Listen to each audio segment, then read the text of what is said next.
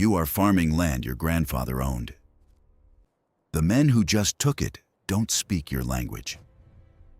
In 1075, 10 years after Hastings, the people farming Norfolk's fields weren't speaking to their lords. They couldn't. The lords didn't speak English, and asking the wrong question could cost you a hand. Forget the England you've been sold. No gentle peasants, no peaceful harvests, no shared purpose between farmer and noble. What you had in Norfolk was occupation. Foreign men on horseback, French on their lips, weapons at their hips. And you? Exhausted, landless, one bad season from starvation, trying to read the face of a man who sees you as livestock. How did you survive a single day without dying for a misunderstanding? You farm land your grandfather owned, but you don't own it anymore. Your name is English, Leofric maybe, or Wolfstan. But the man who owns you can't pronounce it. He calls you something else, something that sounds like an insult in his mouth. You're listed in his records, not as a person, as property, right next to the oxen. The Domesday Survey will prove it. Tens of thousands of you across Norfolk, tallied like livestock, your labor counted in the same column as plow teams. This isn't poverty. Poverty you can climb out of. This is erasure. Your language, illegal in court. Your customs, dismissed as savage. Your children, growing up not knowing the stories your father told. And the worst part? You can't fight it. One act of resistance, and they burn your village as an example. So you learn to smile at men who despise you. You learn to anticipate orders in words you're not allowed to speak. You learn to survive by becoming invisible. Here's what the histories won't tell you. This is what the histories won't tell you. Invisible doesn't mean powerless. So here's what we're going to do. We're going to follow one man. No name in any record. No grave with a marker. Just a farmer in Norfolk, 1075, moving through a single harvest cycle from the first frost break to the last grain stored. That's it. One man, 1 year, one brutal arithmetic of survival. The tools excavated from sites like his, the Norman court rolls that punished men exactly like him. They left a trail. And that trail tells us everything the chronicles refused to write down. The land hadn't changed. That's the first thing you need to understand. When the Normans crossed the Channel, they didn't replow Norfolk. They couldn't. The open fields around your farmer's village had been shaped over 2 centuries. Long parallel strips, each one a narrow ribbon of soil running down the slope, with every family holding a scatter of them across 2 or thigh. It was inefficient by design, deliberate. Neighbors watching neighbors, no one consolidating, no one pulling ahead. The system kept the village alive by keeping everyone roughly equal. And the Normans looked at all of that and left it standing. Because why destroy a machine that already extracts? The heavy clay here, the gault and boulder clay that makes Norfolk soil thick and punishing, that hadn't changed either. It cracked in dry summers. It drowned your oxen's hooves in wet ones. 200 years of cultivation had taken the best out of it. One field lay fallow each year just to breathe. Your farmer worked strips he inherited from his father, who inherited them from his. The rotation, the plow days, the boundaries, these practices older than living memory. So here's the thing that should unsettle you. Everything familiar remained. Only the man waiting at the top of the harvest, the one who takes the surplus, he was entirely new.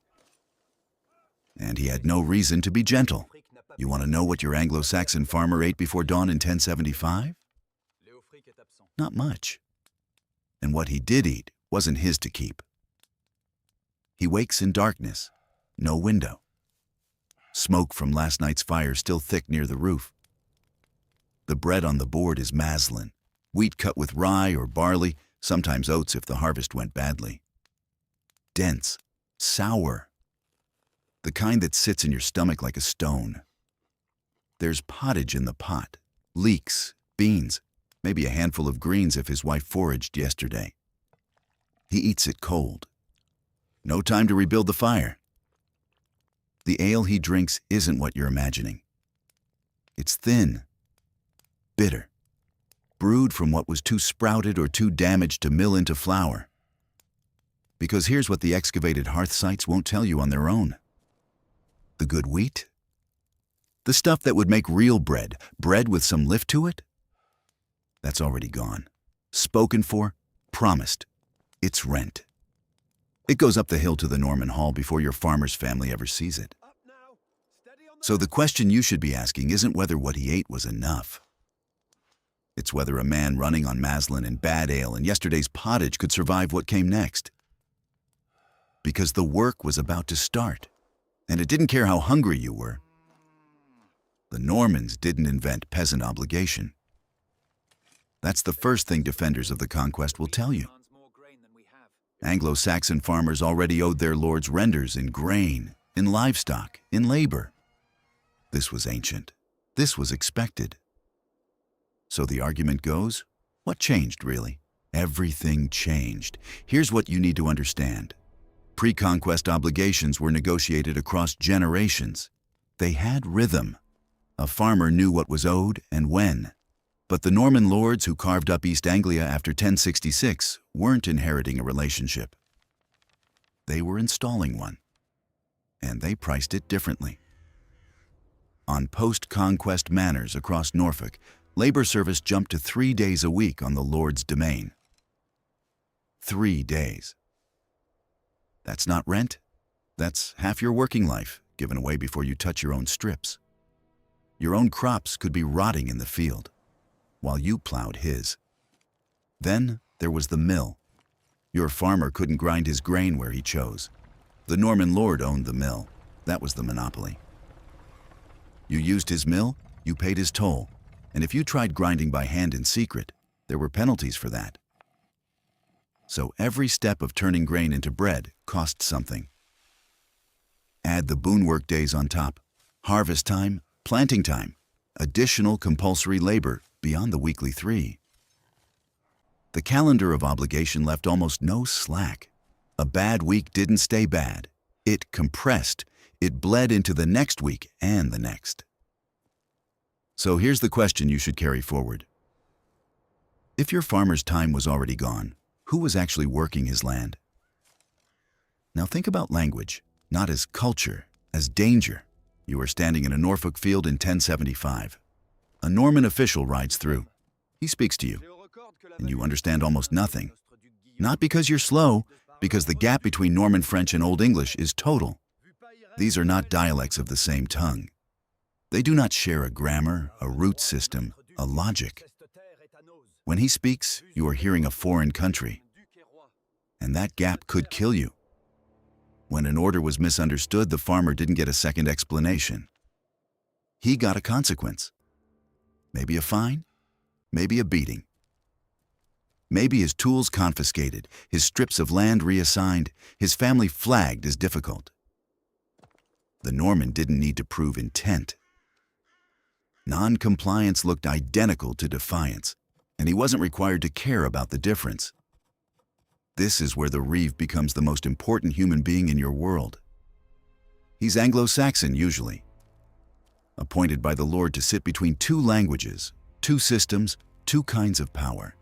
He translates orders downward. He translates grievance upward, or buries it if survival demanded that. The reeve was not your ally. He was not your enemy. He was the membrane, and farmers knew it. So they built workarounds, signals, routines, ways of reading a reeve's face before he finished speaking. Which raises the question, what does it mean when a community learns to survive through pure behavioral interpretation? Then harvest comes, and for 1 week, the balance of power tilts, briefly, visibly, toward the farmer. The Normans need the grain. Not want it, need it. The Lord's household, his garrison, his obligations to the king, all of it runs on what comes out of Norfolk's fields in late August. That grain does not harvest itself. Custom demands that every villager bring their labor to the domain first. The Lord's strips get cut before yours. His sheaves get bound before yours. His cart fills before yours. This is the boon work, ancient, obligatory, written into the structure of the village before the Normans arrived, and now weaponized inside their system. But here's the catch they couldn't remove. Custom also obligated the Lord to feed you. A harvest meal. Real food, not field rations. Ale, sometimes meat. The whole village, eating at the Lord's expense. In the middle of the Lord's land, doing the Lord's work. That moment is the one formalized point in the year where the farmer can hold the custom against the Lord. You came, you worked, now you are owed. Not as charity, as obligation. The Norman Lord understands obligation. It's the language of the entire feudal architecture. So he pays it. Grudgingly, maybe, through a steward who doesn't look at you. But he pays it. And you eat. And you know something he would prefer you forgot, that this system still needs you breathing to function. But here's what the system didn't protect you from. Deer were now the king's property. Rabbits were the Lord's property. The river fish were controlled. So what was left that a hungry man could legally take from the land around him? Almost nothing. William brought forest law with him. Not just ownership, criminalization. Practices that had fed Norfolk families for centuries became felonies overnight. You take a deer? Blinding, sometimes castration. That's not folklore, that's documented penalty. The conqueror expanded royal forest across East Anglia. Woodland that had been common hunting ground became forbidden territory. The fen, where your grandfather took duck and eel without asking permission, now required a license you couldn't afford. And it's not just the forest, it's everything connected to it. You can't carry a bow near the boundary. You can't own a dog that isn't mutilated to prevent it chasing game. You can't gather deadfall wood in certain seasons. The land is still there. The animals are still there. But the law has redrawn the map between you and survival. So you're left with what? Grain from the Lord's field, if the harvest holds. Pottage from your garden plot. And the Lord's table once a year. That's the legal menu. You've watched him all morning. The Reeves shadow, the boon work, the counting. Every grain accounted for, every hour spoken for. That is what the Normans can see. But the sun drops. The Reeve goes home. And something shifts. Here's what doesn't get written down anywhere. What happens in the hours after dark, in a language the Lord's men don't speak, in places they don't think to look. The ale bench, the church porch, the old customs that predate the conquest by centuries, that no charter covers, that no fine reaches. Compliance kept him alive today. But compliance is not the same as surrender. Never confuse the two. He still knows who he is. He knows the names the Normans replaced. He knows the songs they didn't take. And tonight, in the dark, with the right people around him, that knowledge breathes. So what exactly does that look like? Here is what it looks like. Grain that doesn't exist on paper. Livestock counted wrong on purpose. A village that knows exactly how many bushels are in the hidden store under the church floor. And agrees, collectively, silently, to say nothing. The manorial surveys are your evidence. Cross them against probate records, cross them against tithe accounts from a generation later. The numbers don't match.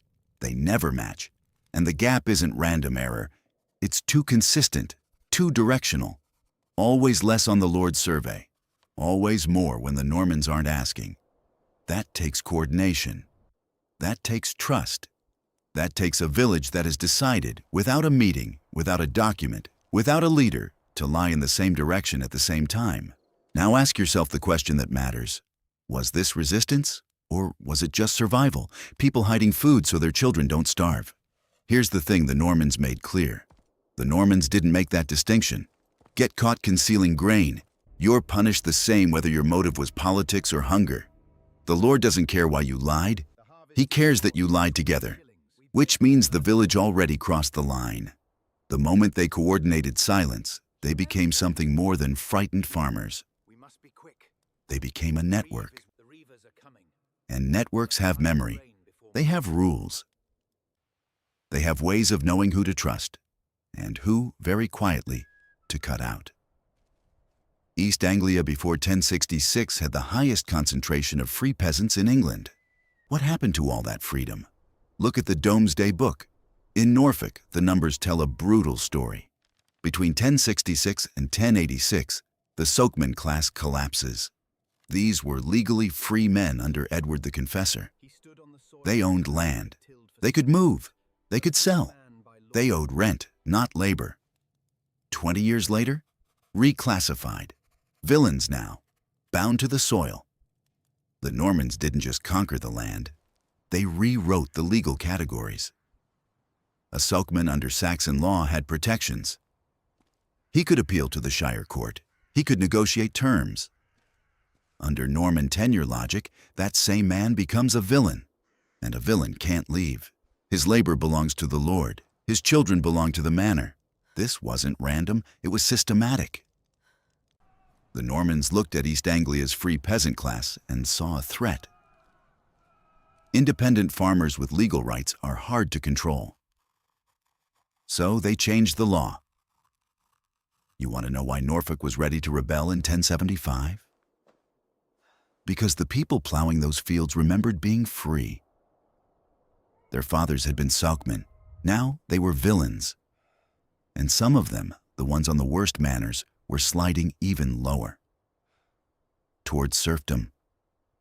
After everything, the labor services, the mill toll, the forest law, the silence of a language that wasn't yours. Here is the question that matters. What does your farmer actually keep? The reeve comes at harvest's end. He doesn't ask. He calculates. You hold a half vergate, roughly 15 acres of cultivable land. A decent year. The soil cooperated. You worked it across every season, including the days you owed the Lord before you touched your own strips. Your yield, in a normal 1075 Norfolk harvest, runs perhaps 8 bushels of wheat per acre on the best ground. Less on the margins. The reeve takes his cut first, rent in grain. Then the mill toll. You cannot grind elsewhere, so you pay whatever rate the Lord sets. Then the church tithe. A tenth off the top before you breathe. What remains sits in your storage pit. Run the numbers honestly and it feeds your household. A man, a woman, 2 or 3 children for roughly 4 months. 4 months. Winter in Norfolk runs 6. You understand now why people died. Not because the harvest failed, because the system was designed so that even a good harvest wasn't enough. Hunger in January wasn't bad luck. It was the arithmetic of extraction written into the tenure itself. Your lord ate well. You knew that. You could see the smoke from his hall on the cold nights when your own fire was burning through the last of what you had. And come spring, you still owed him 3 days a week. The farmer never spoke to his lord, but 200 years later the lord's descendants would be speaking his language. Think about what that means. A conquest that lasted. A ruling class that won every battle, seized every estate, rebuilt every castle in stone. And still lost. Lost the most intimate thing there is, the words in their mouths. This is not a story about victims. The Anglo-Saxon farmer under Norman occupation did not simply endure, he preserved. Every season he worked that exhausted soil, he passed on the names of things. The names of grasses, of plowing methods, of field boundaries negotiated over generations. He passed on the legal customs he still whispered with his neighbors. He passed on the language. Not in defiance, just in the ordinary act of living close to people who shared it. The Normans controlled the courts. They controlled the church, the castles, the records. They wrote in Latin and spoke in French. They had every instrument of power, but they could not get inside the village. Not really. And slowly, grain season by grain season, century by century, Old English absorbed its conquerors. By 1300, Middle English was the language of the English court itself. Rooted not in Normandy, in Norfolk. In the fields you just survived, the farmers won. They just never knew they were fighting. And so here's what I want you to ask yourself. When you see someone live under a system built to erase them, and they're still standing a generation later, what did they do that you don't see in the documents? Because the Normans left us the records. They didn't leave us the resistance. Next video, we go inside the machinery, the taxes, the laws, the violence that held 1075 together. Because a farmer's year was never just about farming. It was about not disappearing.